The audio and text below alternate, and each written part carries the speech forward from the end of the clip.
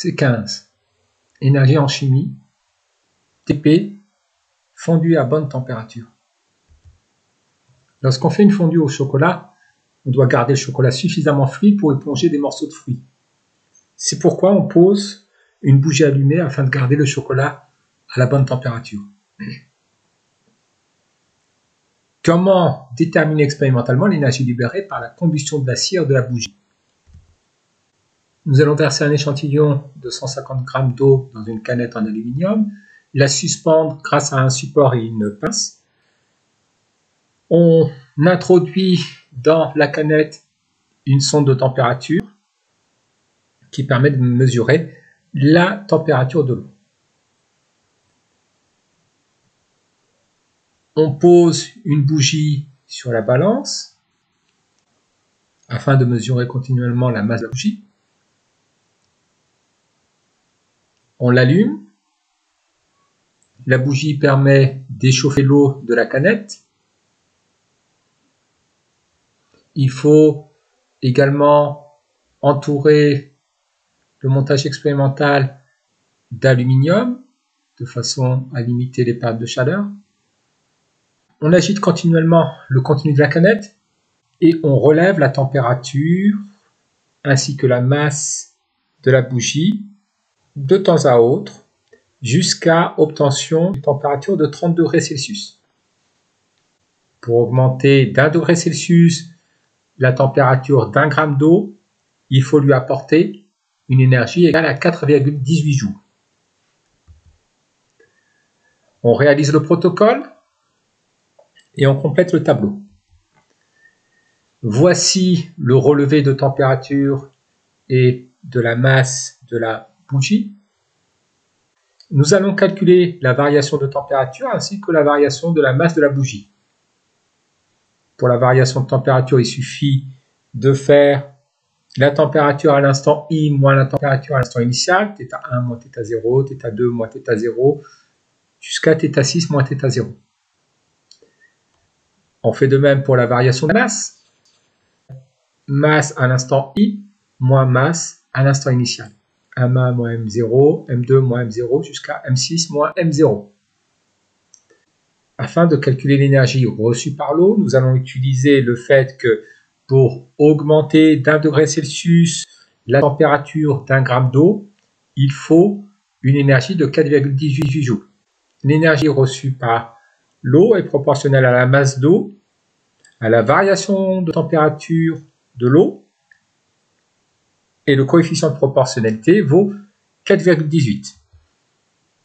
L'énergie reçue par l'eau, lorsque la température est passée de la valeur θ0 à la valeur θi, est égale à la masse d'eau fois grand E qui vaut 4,18 joules, fois la variation de température, θi moins θ0. On obtient les valeurs indiquées dans le tableau. Représenter le nuage de 5 points expérimentaux en plaçant en abscisse les valeurs de la variation de la masse et en ordonnée les valeurs de l'énergie reçue par l'eau. Modéliser ensuite le nuage de points par une droite et déterminer son coefficient directeur. Nous obtenons la courbe suivante. Les points sont à peu près alignés, donc la courbe est une droite. Elle semble passer par l'origine. L'énergie reçue par l'eau est donc proportionnelle à la variation de la masse de la cire. Et le coefficient de proportionnalité vaut 31 484 joules par gramme.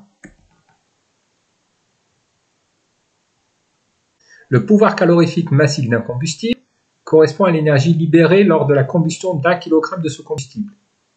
Il s'exprime en joules par kilogramme. Déterminer le pouvoir calorifique massif PC de la cire en supposant que les pertes thermiques sont négligeables lors de sa combustion. En supposant que l'énergie libérée par la combustion du combustible a servi intégralement à chauffer l'eau, on peut approximer l'énergie libérée par la combustion du combustible à l'énergie reçue par l'eau. Le pouvoir calorifique massique du combustible est donc le rapport de l'énergie libérée par la masse de combustible qui a été consommée. L'énergie libérée étant égale à l'énergie reçue par l'hôte, nous trouvons que le pouvoir calorifique est égal à l'énergie reçue par l'eau divisé par la masse de combustible qui a été consommée.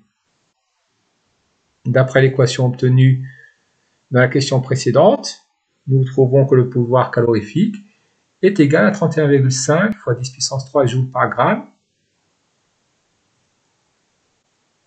Pour l'exprimer en joules par kilogramme, il faut multiplier par 10 puissance 3. Donc le pouvoir calorifique vaut 31,5 fois 10 puissance 6 joules par kilogramme. 10 puissance 6 joules correspond à 1 mégajoule. Donc le pouvoir calorifique correspond à 31,5 mégajoules par kilogramme. Le pouvoir calorifique massique de la cire correspond à 31,5 mégajoules par kilogramme. Comparez la valeur du pouvoir calorifique massique calculée à la valeur de référence 27 mégajoules par kilogramme.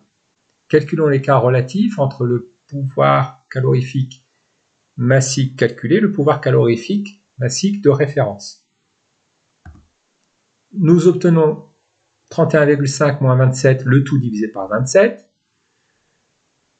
ce qui correspond à une valeur égale à 0,16.